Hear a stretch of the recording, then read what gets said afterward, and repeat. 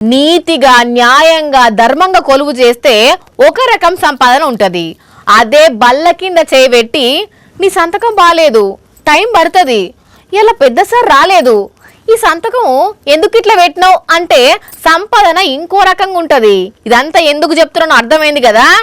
Yes, అదే లంచగొండితనమే ఇదంతా చేసింది, లంచగొండి ఆఫీసర్లే. అయితే ఇప్పుడు వార్త ఏందనంటే,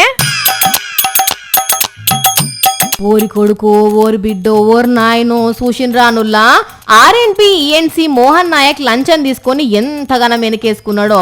ముత్యాల హారాలు, నల్ల పూసలు, బంగారం షైన్లు, దుద్దులు, కాసుల హారాలు, బుట్టలు, డైమండ్ నెక్లెస్, వెండి పల్లాలు, వెండి మాణిక్యాలు, వెండి గ్లాసులు, డైమండ్ గాజులు, నక్లీసులు, గాజులు, బాబోయ్ బంగారం బిస్కెట్లు, డబ్బుల కట్టలు చూడుండ్రి ఎంతగానం ఉన్నాయో.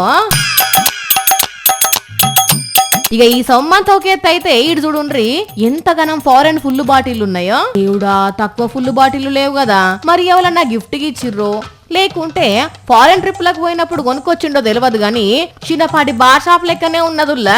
చెప్పుండ్రు సార్, గివేనా ఆస్తులు ఇంకేమైనా ఉన్నాయా?